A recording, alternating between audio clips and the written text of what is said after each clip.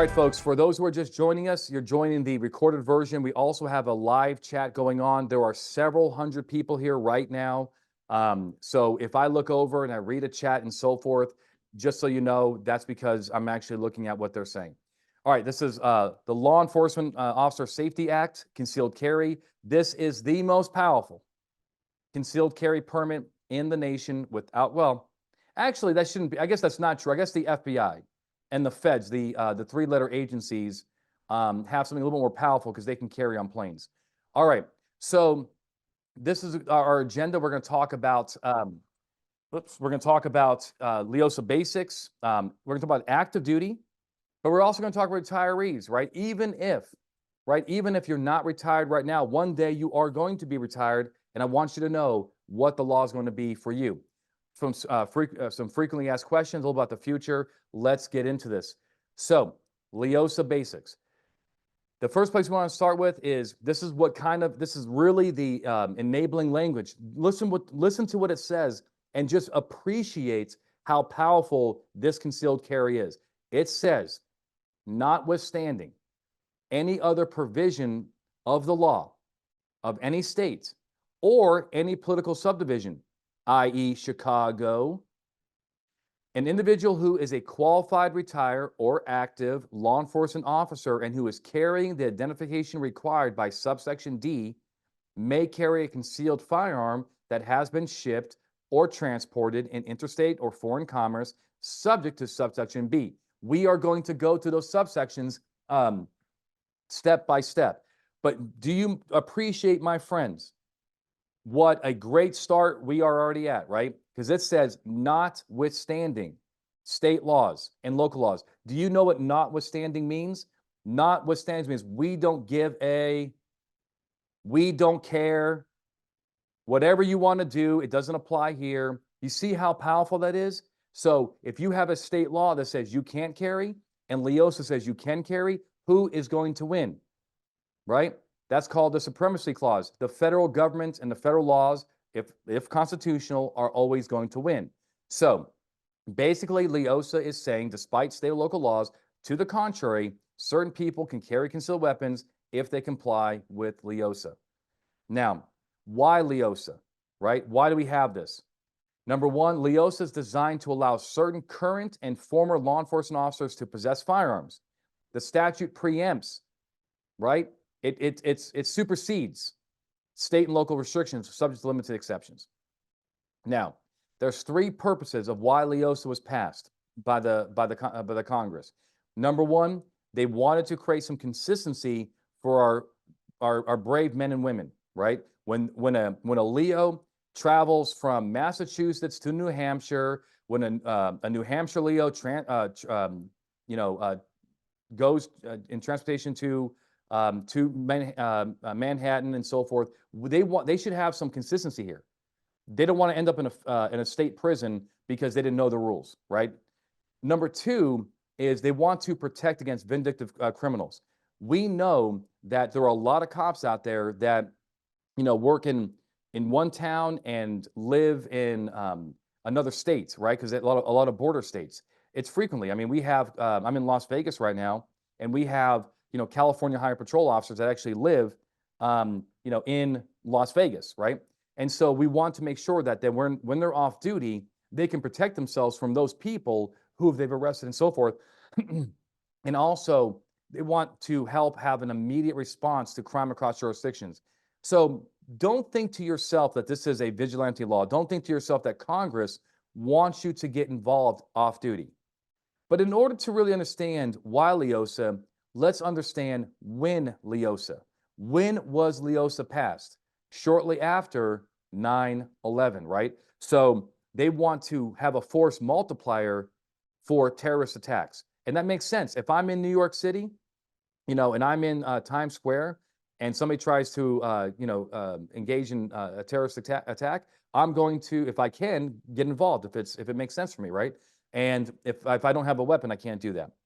Now, I want you to just kind of know that I do think it's unfair, fundamentally, that police officers get this amazing concealed carry privilege, and your brother, sister, wife, husband, father, mother do not. Okay, so I'll make that very clear. I do believe in constitutional carry for those who are lawful, moral, sober and so forth, right? But it is unfortunate that my wife um, can't carry under this law, and so I want her to be protected too. So I'm just putting that out there that maybe one day somebody on this chat is going to be a very influential person, and maybe can actually help bring this privilege to all law-abiding citizens, not those who are just law enforcement. So this legislation would allow current and retired police officers to carry a concealed weapon in any of the 50 states, including District of Columbia. The goal were to allow retired officers to allow retired officers to continually serve and protect our communities, regardless of jurisdiction, and to protect citizens from terrorist attack, and to allow them to defend themselves outside of their home state. Okay, now, is a LEOSA a privilege or a right? What do you think in the comments? Is it a privilege or a right? Is it a P or an R? And why this matters is because if it's a privilege, well, we can take away privileges, right? Just like a driver's license. If it's a right, then if the cops, in another state, if the cops, in another state violate that right, what can you do? You can sue them. Now, I don't want to sue a fellow police officer, right? But if it is a right and they violate my rights, then that is an option for me. And according to one court, it is a right. So the court here in Dewberry said, if an officer meets all the requirements of the LEOSA, it creates a right to carry concealed. And why is Dewberry important? Because you can sue. You can sue. If you go to New Jersey, which is the most restrictive state in the union next to California, if you go to New Jersey, right, and a New Jersey officer doesn't know what time it is and is hooking you up because you're from, Minnesota, and you got a concealed weapon, and they're like, well, you're not carrying under New Jersey law because you haven't done X, Y, and Z, and you're like, but I got my ID. I'm a retired police officer, and they hook you up, then you can sue that police officer because they violated your civil right. Dawn says that Hawaii is very restrictive. Hawaii is absolutely one of the most restrictive states in the union. Okay. Can states enact additional restrictions for LEOSA carry? Yes or no? Y or N? You probably know the answer to this one, right? Because I kind of told you, right? And the answer is no, right? The answer is no. That's preemption. That's the supremacy clause. You can't give the finger to the federal government, at least under our Constitution, right? Congress enacted a categorical preemption of state and local laws. So I don't care what Chicago does. I don't care what Jersey City says, and I don't care what New York says, and I certainly do not care what LA and Newsom and so forth and that anti-gun agenda say. If I'm carrying under LEOSA, then they cannot preempt it, right? Not under state law. Where can I carry? Okay, this is very important because LEOSA does not say where you can carry. Okay, it does not say you can carry in bars, churches, libraries, and so forth. What it says is where you cannot carry. So as a lawyer, what does that mean to my little brain? That means if the law is saying where you cannot carry, then what is game on? Every other place, right? Steve says, what about high capacity round magazines in California? I'm going to get to that, but the news is not good. My interpretation is that, standard capacity magazines, but my interpretation of LEOSA is that a state can make more restrictive laws on magazines. Okay, and Mark asked the same question, but I do have that in my FAQs, and I'll tell you kind of why I'm saying that. But that's my interpretation. Remember, a lot of these things you're making your own case law. Okay, so what does LEOSA prohibit carrying concealed, right? It prohibits private property owners from restricting possession of firearms. Wait, hold on.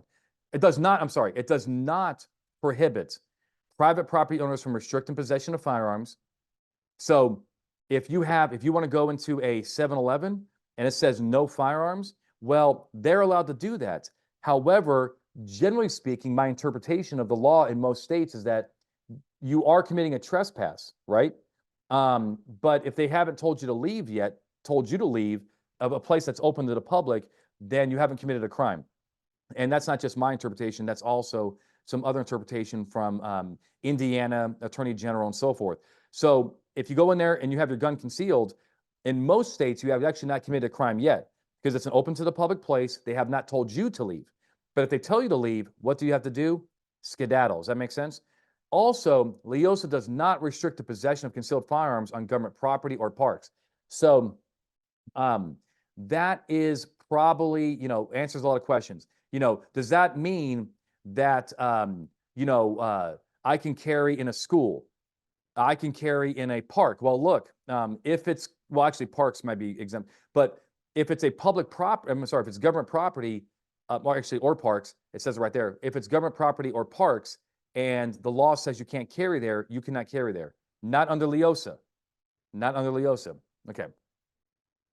So basically, if you're violating the section, you're not carrying under LEOSA, right? So, but that means, in my view, man, there's a lot of places that you can carry. Yes, you can carry in places that get most of their revenue from alcohol.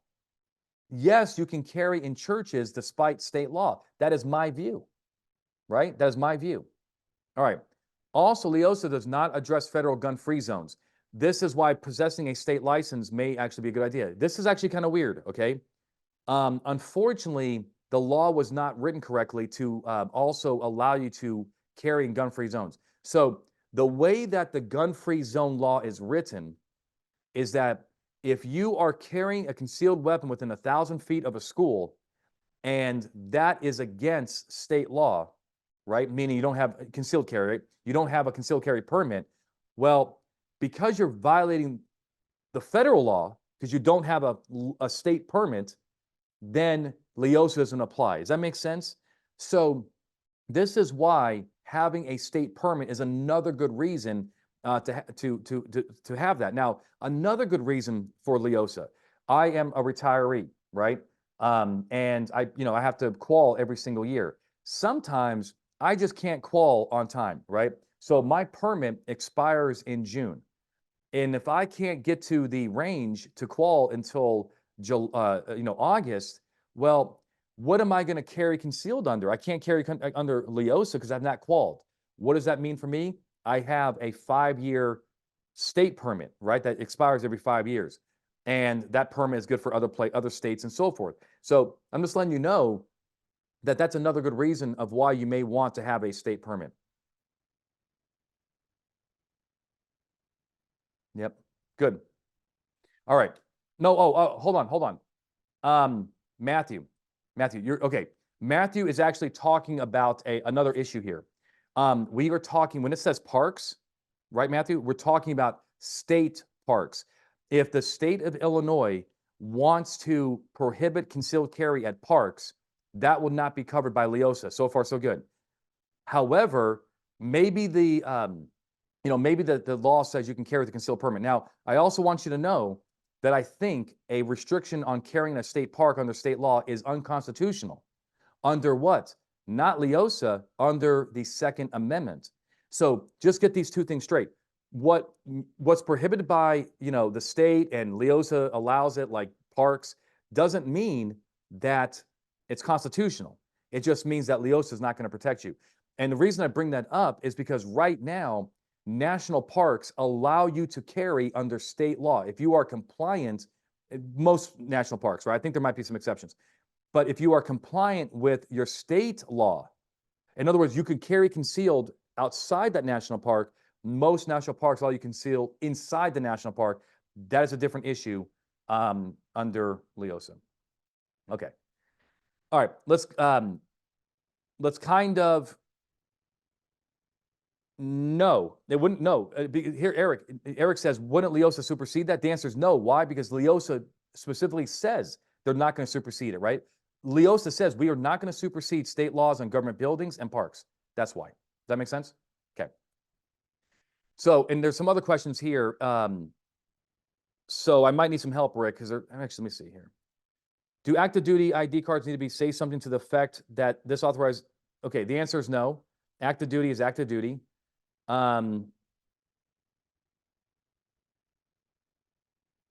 Okay, so Dale, I'm actually going to talk to you about that. Dale says that ISP, Illinois State Police, require you to say that I will not drink alcohol. Actually, that's in compliance with LEOSA. I'll talk about that. Okay. Okay. Actually, and Rick brings a good point. We have hundreds of people on here tonight. I'm not going to be able to answer all the questions, but we are going to have a carryover at the show. I have a lot to cover, so let's kind of get through this. All right. So here is 926B, subsection A. Notwithstanding any provision of the law or any state or political subdivision thereof, an individual who is qualified law enforcement officer or retiree who's carrying the identification card required may carry concealed, right? But the gun has been shipped and so forth. So, active duty. Let's go through active duty. First of all, you have to be a law enforcement officer, right? What is a law enforcement officer under LEOSA? It is a person who's authorized by law to engage in or supervise the prevention, detection, investigation, or prosecution of, or the incarceration of any person for any violation of law. Do we have any prosecutors here? Tell me, me. I'm a prosecutor. Say me, because I actually, I want to talk to you about that. So who's include? It clearly includes all of your police officers. It clearly includes all of your corrections officers. But hold on, I'm not done with you, because just because you are a CO and so forth doesn't mean you can carry. It just means that's step one.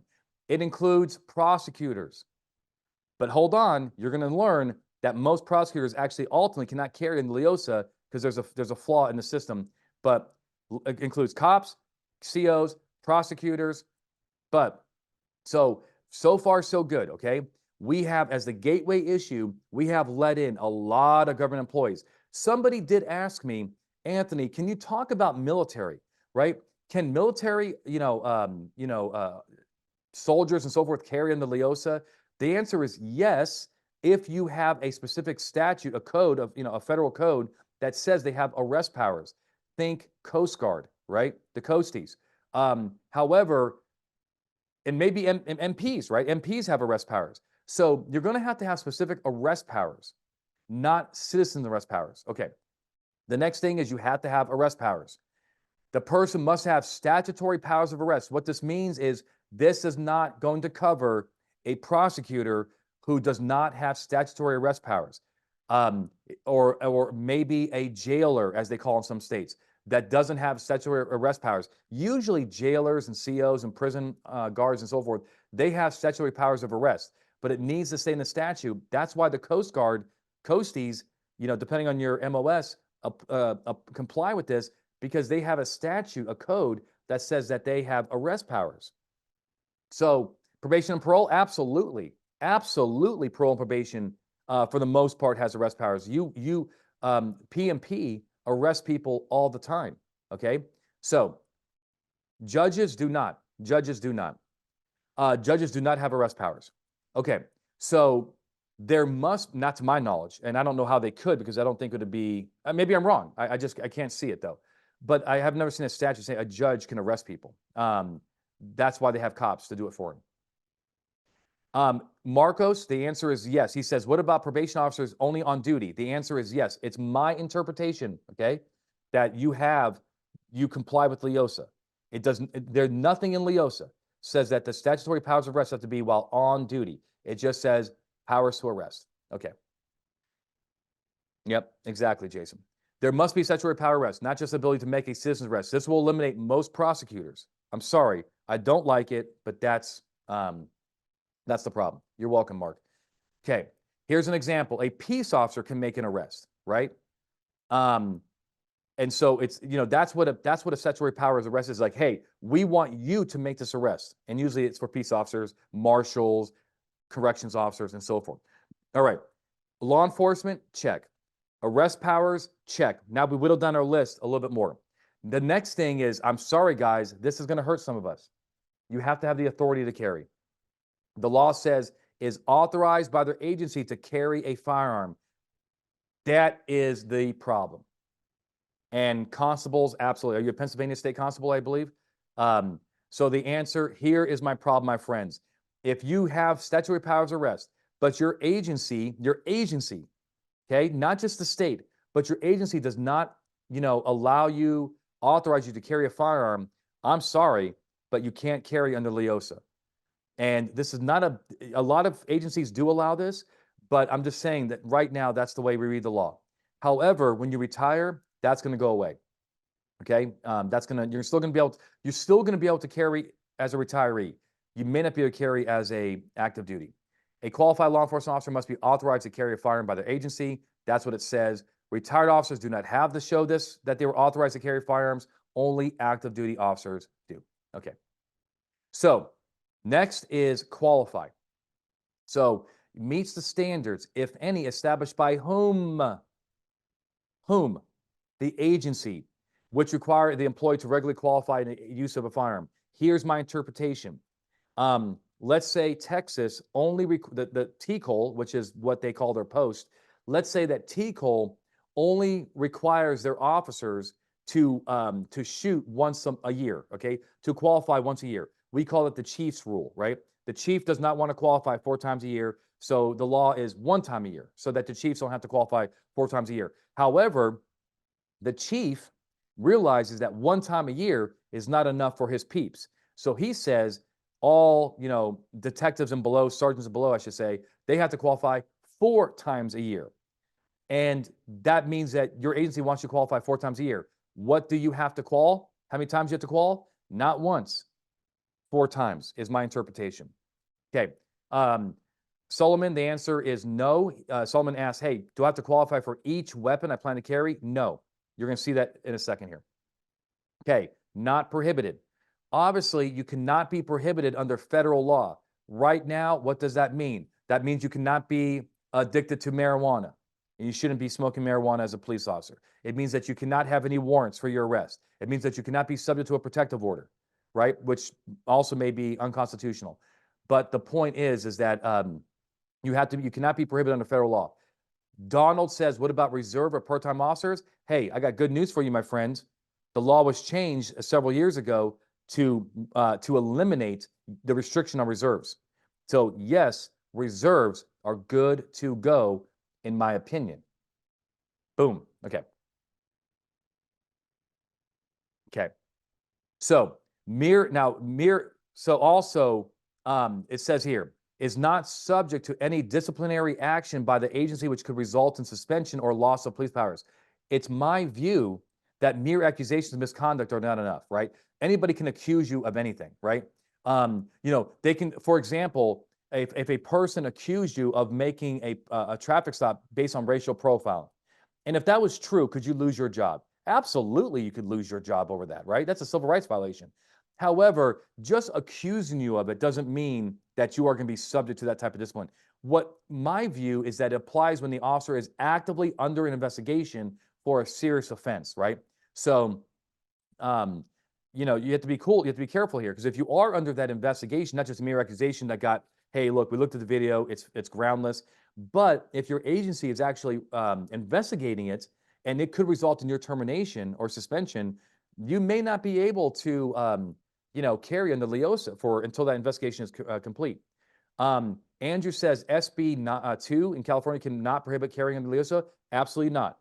Notwithstanding any state law, tell the legislature in California to shove it. That law does not apply to cops coming from Nevada, Oregon, and whatever. However, our poor law-abiding citizens in California can't do the same thing, which is unfortunate. All right. So LEOSA rights would return after suspension is served. However, if you are terminated if you're terminated, you cannot have you'll never get LEOSA. Okay. Maybe that makes sense. If you're terminated, you're probably terminated for a pretty bad reason. And so that's the way. But suspension, coming back, you're good to go. Okay. Now, is not prohibited from a federal law from receiving a firearm. I think the main thing I would look at here is you do not have any warrants. So imagine that you are a cop from Nebraska and you take your family to Orlando, and you get a ticket from a FHP trooper, and you don't pay that ticket, and you kind of forget about it, and it turns into a warrant.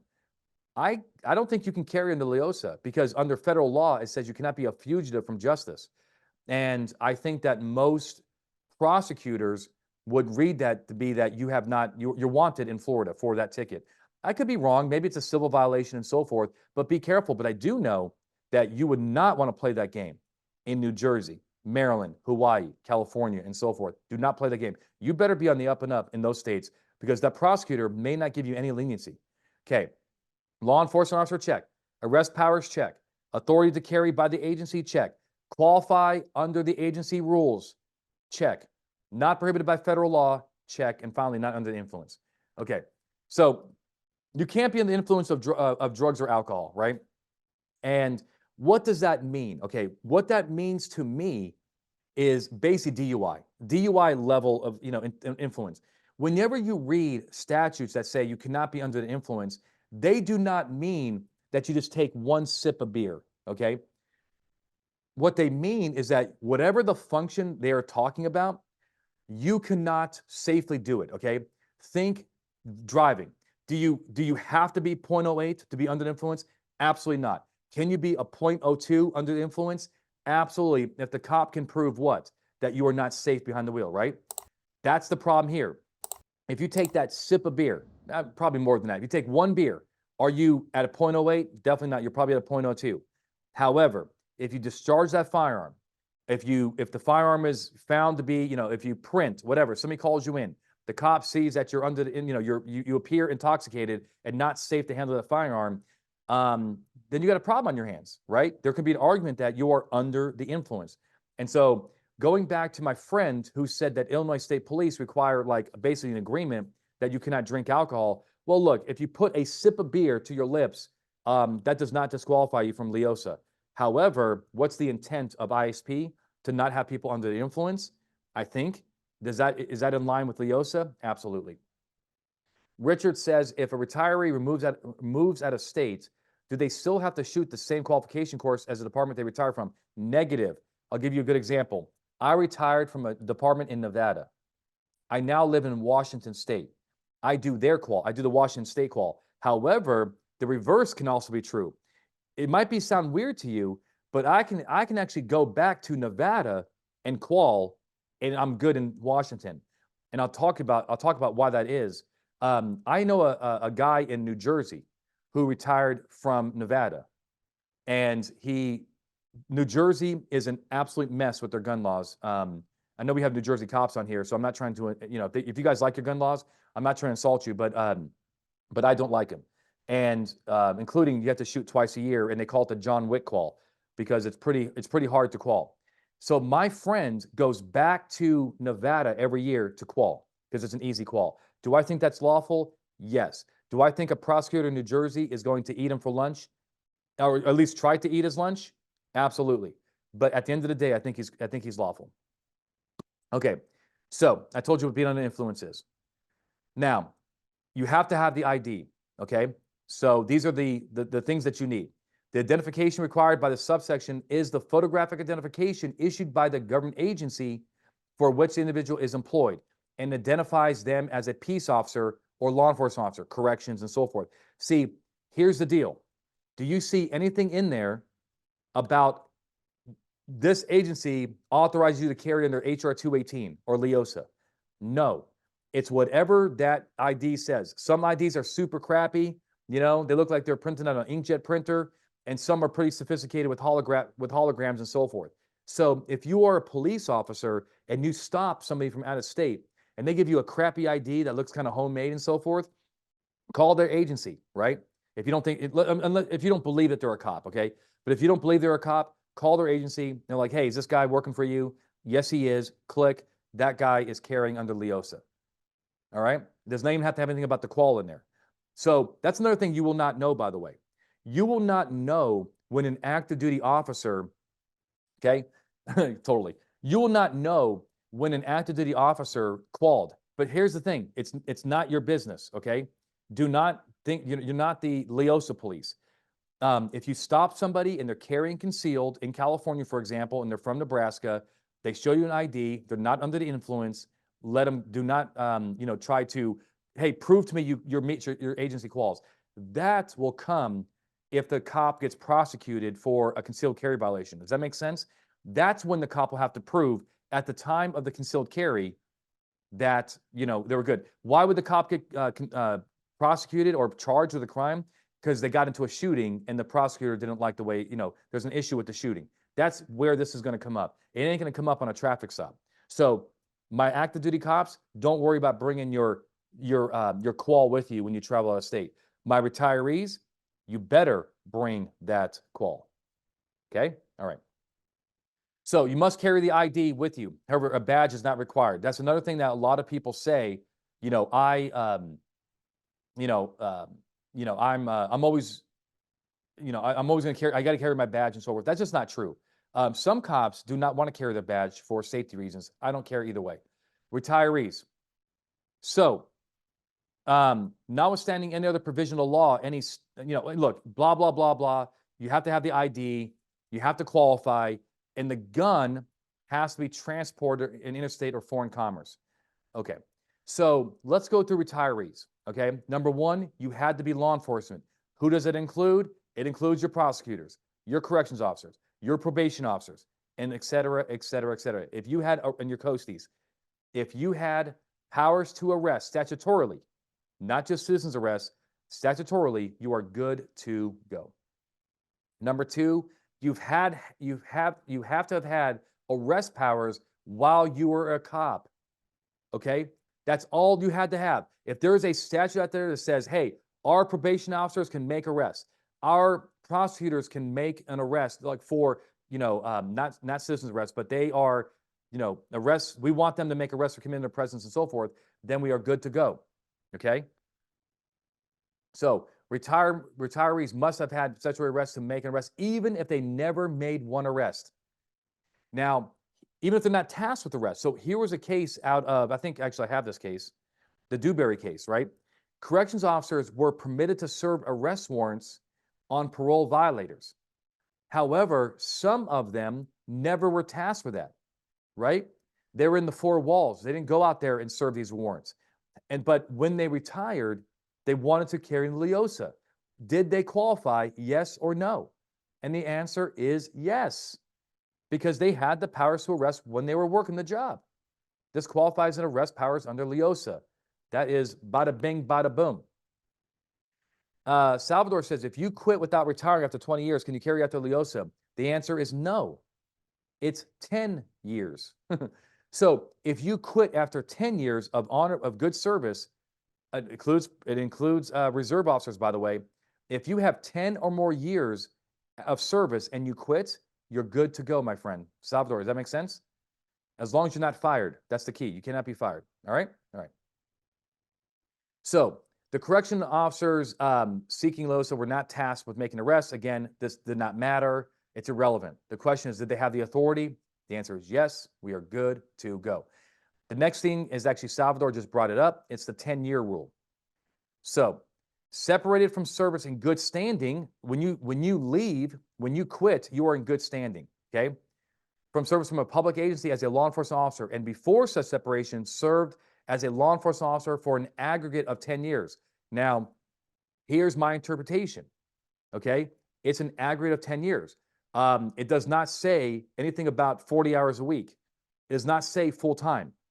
The old law, okay, before it was changed in, God, I don't know, maybe somebody knows when it was changed.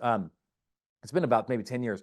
But when it was changed, it said that you couldn't carry as a retiree or even an active duty unless you are enrolled in the pension system.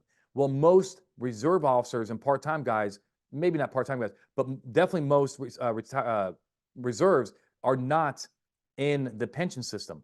They removed that, so now that opened the floodgates for part-time guys, which I think is fantastic.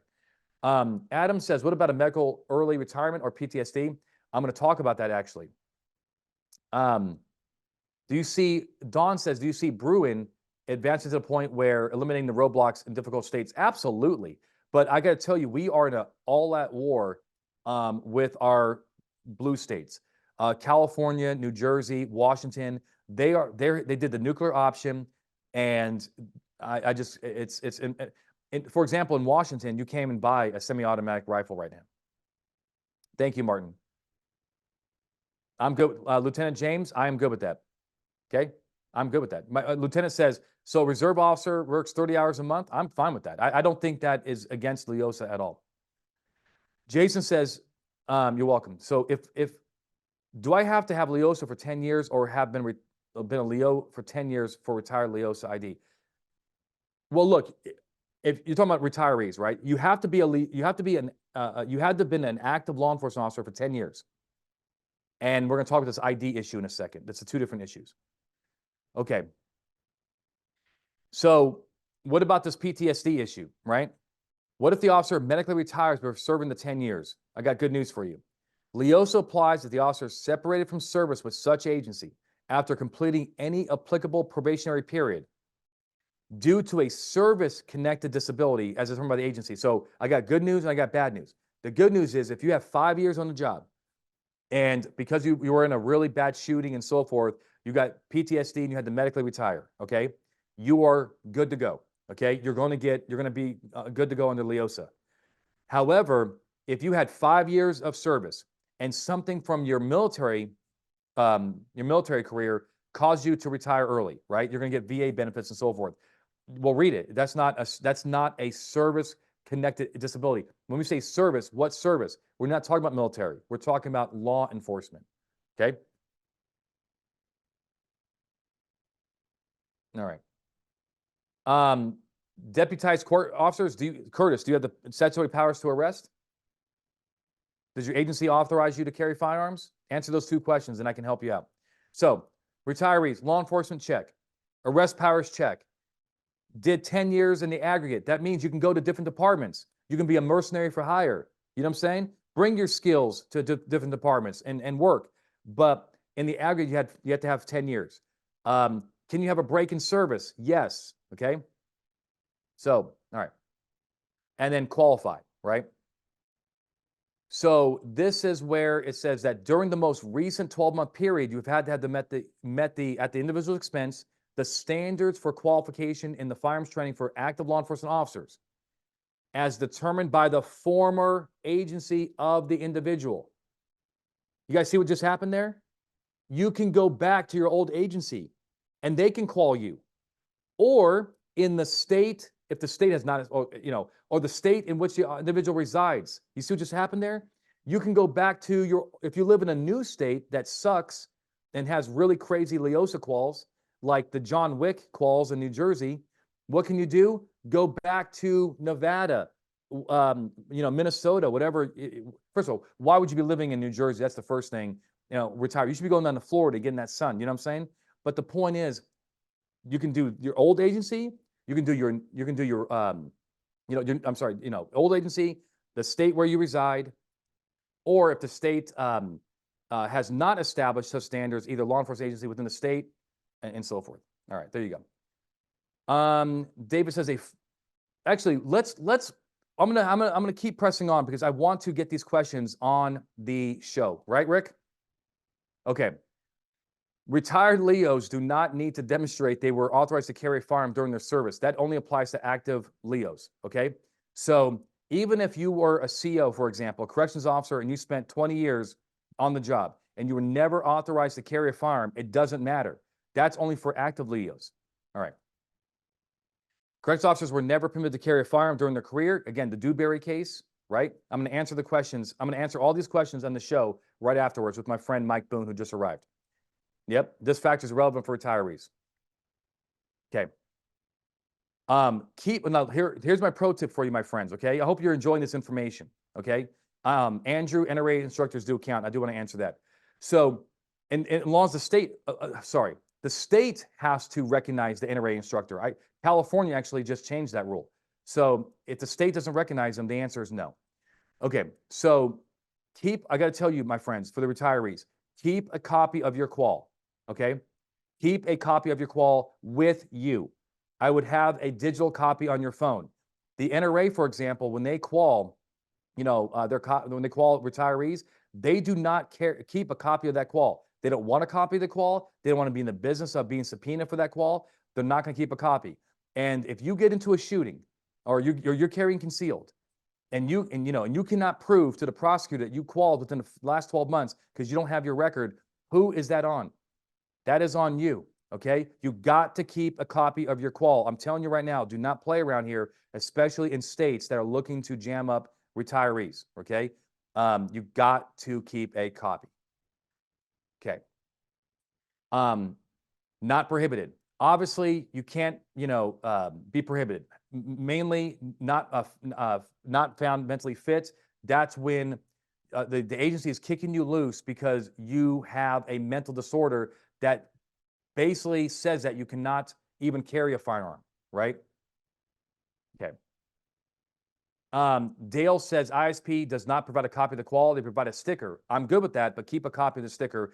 I don't want you losing that thing in the, throwing it away or losing your wallet. Does that make sense? You better take a picture of that damn thing because you may be facing a felony if you don't have that in some states. Okay. Agreed to separate because of medical health and no ID issued. So you can't be basically said, hey, look, I'm going to separate, and they're also not going to give you a photographic identification. Okay. Basically saying that you are, this doesn't happen often, right? You can retire from a medical related disability. So can you have PTSD, for example, and carry a firearm? The answer is absolutely yes. But if they're having this agreement with you that, hey, look, we're going to retire you, but you're not getting retirement creds, you're kind of done, right? Finally, not prohibited by federal law. That just makes sense, right? You can't be habitually addicted to narcotics. You can't be a fugitive. You can't have the warrant and so forth. Under the influence, the under the influence rules are the same as our active duty law enforcement officers. Okay, that just makes sense. Now, I'm not, if you're in a bar and you're the designated driver and you have your gun on you, you shouldn't be drinking, right? I mean, it's just not smart. Okay. Finally, you have to have a police ID. Okay. There are two ID options. Okay. One is an ID with the qual, and the other is an ID in a separate qual. So here's how, mine is, it's the green screen's kind of messing it all up. But this is my ID card. So what we do in Washington is I have a retired ID, but Washington will actually give me actually my own ID, right? And it'll say on here that I qualled on what date and so forth. So the point is this is my qual, right? This is my qual right here. I also do keep my actual physical retirement ID, but this is the qual. Do I think it works for both? Probably, but maybe I shouldn't take a chance. So I do carry my police ID with me as well, but it's in my backpack. All right. So ID with the qual.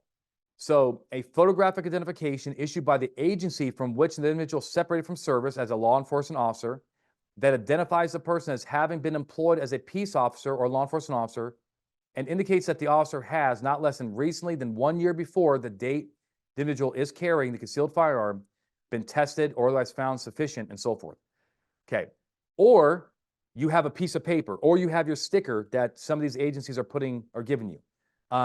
I used to qual with Spokane PD, okay, in Washington, and they would just give you like a laminate. Actually, I don't know if it was even laminated, probably laminated, but they would just handwrite it, and that was it. That was the qual. Just take a picture of it because they're not going to keep a. Well, I think they actually did keep a copy of something, but my point is, you are your best defense. All right. A photographic identification issued by the agency from which the individual separated from service as a law enforcement officer that identifies the person has been employed, and a certification that you have passed the qual. Now, almost all these states, okay, and I can't think of one state that doesn't have a qual. All these states have a qual for retirees, okay, that's state approved. And most states allow an NRA instructor to do it. They allow the firearms instructor, the range master to do it at the local PD. But that's your job. You have to find out what the state requires. It's been 20 years or so that this thing came out. Most states have figured it out by now. All right, let's do some FAQs before we start our Search and Seizure show, and we'll answer some more questions. Do agencies have to issue retirement identification? The answer is no. This is one of the biggest issues that we have. The law does not require agencies to provide retirees with proper identification. I got to tell you the bad news that the agency cannot be compelled to give you an ID, right? That is called commandeering. The federal government, generally speaking, cannot commandeer a police department and tell them, hey, you will issue Anthony Bandiero an ID for retirement. They don't have that kind of power. That's not really how it works, especially when it costs money. So that's a problem, right? That's a huge problem. So there are cops out there. I think this especially happens with our COs, our corrections officers get kind of, really, I want to say bones, right? They retire. They do awesome work. They spent 20 years, keeping their communities safe by keeping these, these criminals housed up and so forth. Then they retire and they don't get the benefits of LEOSA. Now, I'm going to tell you that this should be resolved before you retire, okay? If you are working for an agency that is not going to give retirement creds, then you better speak up now. You better go to your city council. You better go to the county commission. You better go to the state legislature and demand action, okay? And if not, you guys have your influence and do what you got to do, right? Resolve it now, not when you're a retiree looking for that ID.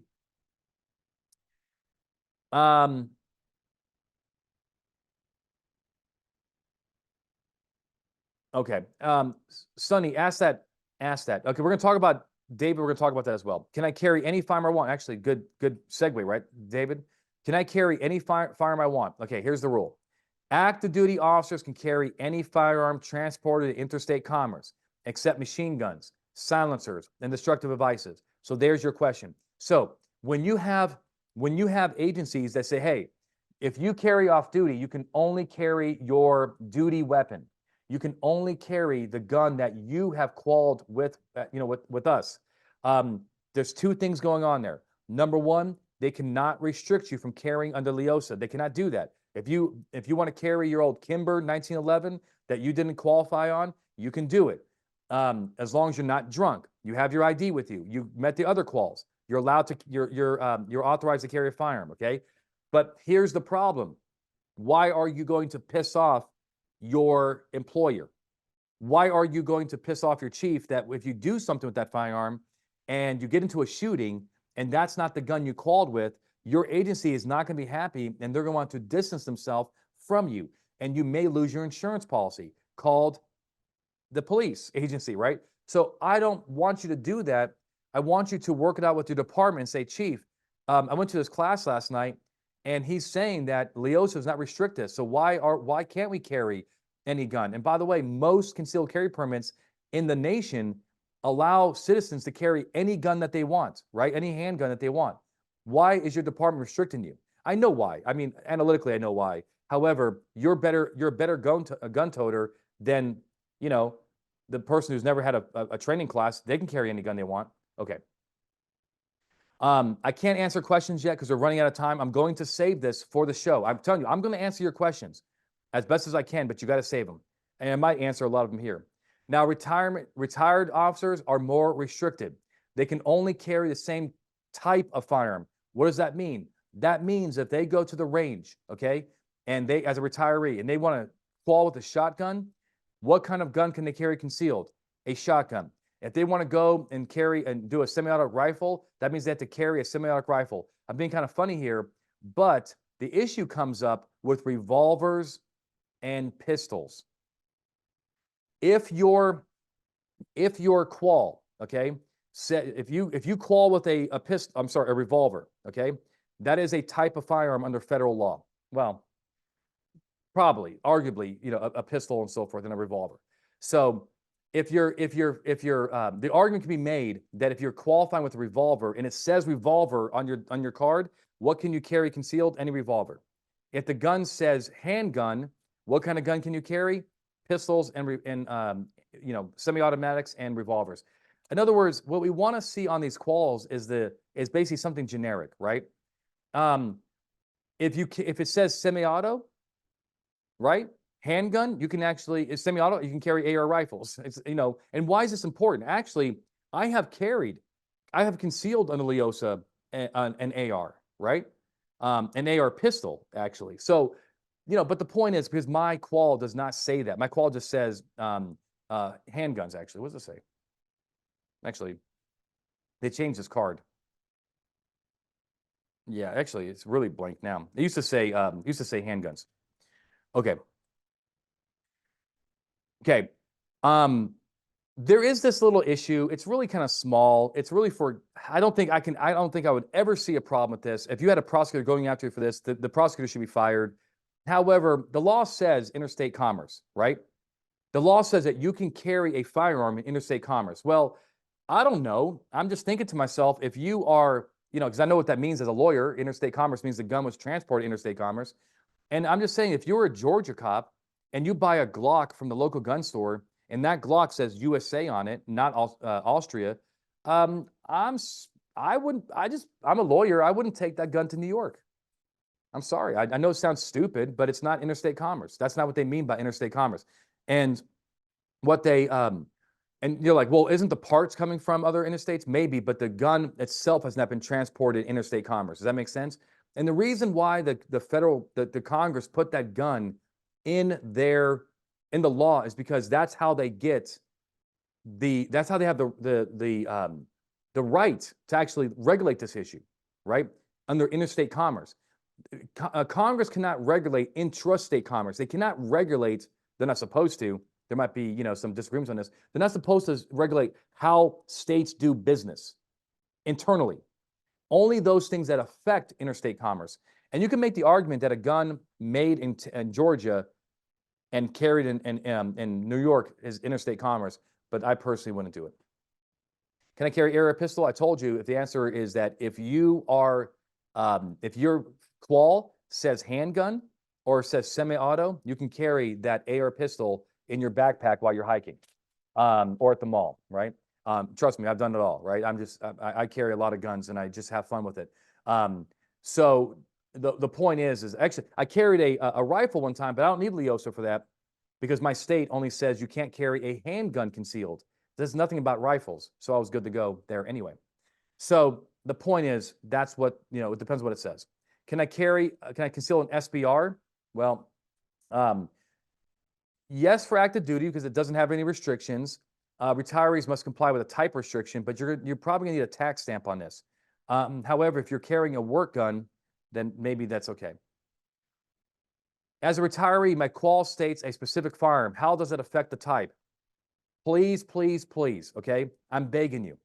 If you are a firearms instructor or you have some influence over a firearms instructor and they're putting the specific firearm on that qual card, please don't do that. Please don't do that. All you're doing is opening the door for some prosecutor out there that doesn't like guns to jam up these honorably retired, cops. Okay, that's not what the law says. The law does not say that you have to carry the gun that you qual on. Okay, it just says the same type. So if they qual with a Glock 17, please, you and your department, and if you're a range master, that qual should say handgun. Okay.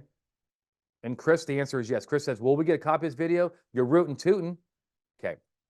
What the firearms law desk book says, well, in giving off-duty retired police officers broad authority to nullify state and local gun safety laws, HR 218 is not limited to carrying the officer's authorized weapon. As long as an officer received authorization to carry a particular kind of firearm, such as a service firearm, right? Weapon. He could carry concealed any other kind of firearm while off-duty or retired. That's what it is, okay? So, can I carry any ammunition I want? The answer in the old days was no. The answer in the new days is yes, okay? Active retired officers may carry any ammunition as long as not prohibited by federal law.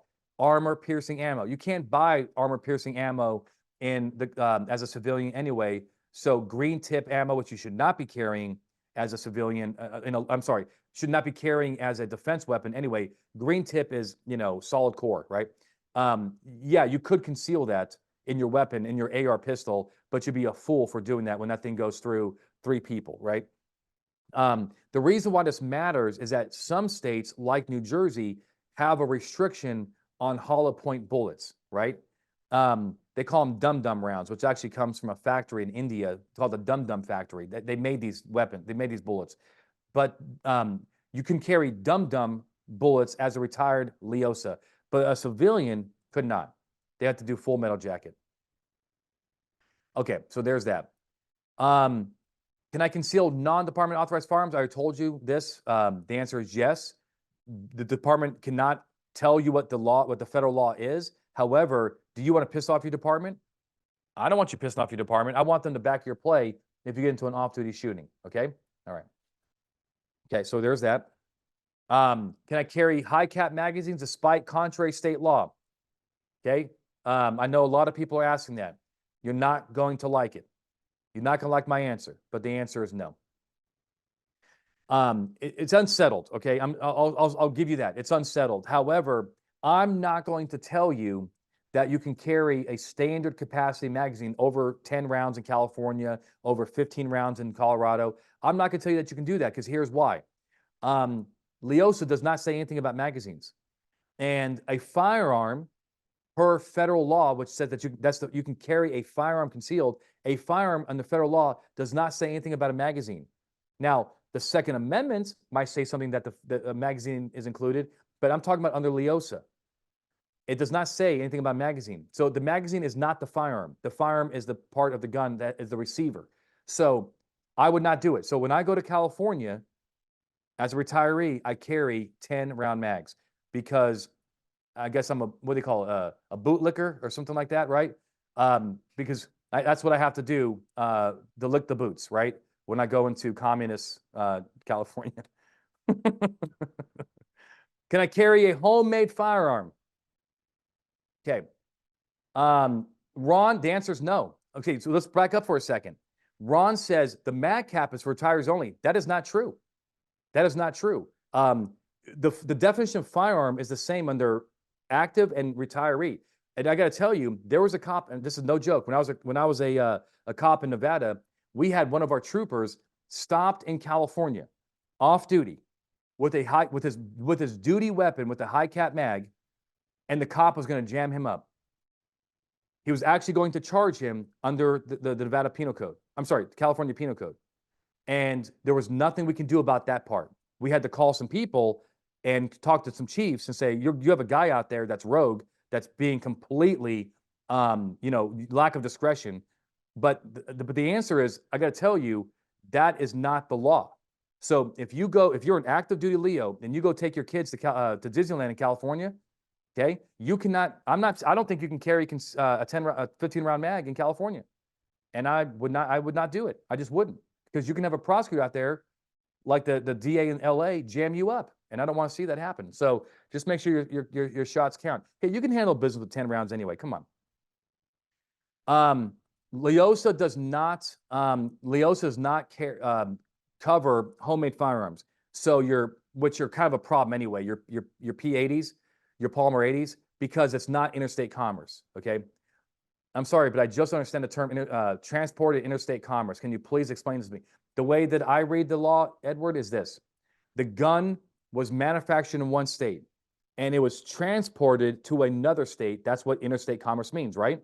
So if you have a Glock made in Georgia and Glock, the company Glock, sends that gun to Nevada, that Nevada cop can carry that gun in all 50 states. But if you have a Georgia cop that buys that Glock made in Georgia, in my view, strictly speaking, he cannot carry that gun under LEOSA in Nevada. Does that make sense? Okay. David says U.S. Marshal standard capacity is 17 round. Maybe you have something else that gives you the power to carry federally, right? This is LEOSA we're talking about. LEOSA does not cover magazines. Should I get a state permit? The answer is absolutely. Get that state permit, right, guys? Get that state permit, right? Because the gun-free school zones, and you may miss a qual. You guys still be packing that heat. You know what I'm saying? Packing that heat. All right. Does LEOSA apply to reserve officers? I already answered to you. The answer is, in my opinion, the answer is yes, because they meet all other requirements. Okay? There's nothing about how many hours you have to work a year. Okay. What if I encounter an officer who believes I'm in violation of state law, right? Like you can't carry in New Jersey, right? Because you have not whatever. Stay calm, remain professional. You should have a copy of LEOSA and show them, sir, look, I actually have a copy of LEOSA on my phone, right? I'm also an attorney, so I'm pretty confident. I teach this. So I know the law like the back of my hand. But if you don't, carry a copy of LEOSA. Keep it somewhere in your car, right? If you're backpacking and you have the gun with you, if you're in Hawaii, keep it. Now, somebody did say, does LEOSA cover territories, right? Like Guam in the Virgin Islands. God, or Mariana. I forget exactly where, but the answer is yes. The answer is yes. Improvement LEOSA. Look, we got to get rid of the magazine bans. We got to get rid of the gun-free zone issue. We got to be able to, be direct that we can carry concealed and open to the public businesses. We shouldn't even have to deal with this trespassing issue. We should be able to carry in open to the public government buildings, right? We should not have to leave our gun in a car when we go to the DMV. We also have to take care of the post office issue. Just so you guys know, carrying, I mean, there's a case right now that says it's unconstitutional, which it is. But just so you know, if you carry a gun inside of on the property of a post office, that is a felony. I got to tell you that I hate doing this, but I'm not looking to get jammed up on a felony. When I go to the post office, I do leave my gun in my car because I just can't take that risk as as anybody can, especially as an attorney. I'll lose my livelihood. So it's not worth it, for that small chance that something bad will happen versus somebody sees it or bumps into me and rats me out. So the point is that you got to do you, I'll do me. And sometimes I'm scared more of the government than I am of losing my life. And that's sad. Isn't that sad? Do you think that's actually kind of sad? Isn't that kind of profound that I'm more scared of my government, right, than losing my life when I'm doing the right thing, when I'm not a criminal? All right. Benny Bootlicker, Curtis Bootlicker. All right. So this is what we're going to do. Did you find this information useful? I hope you did. Yes.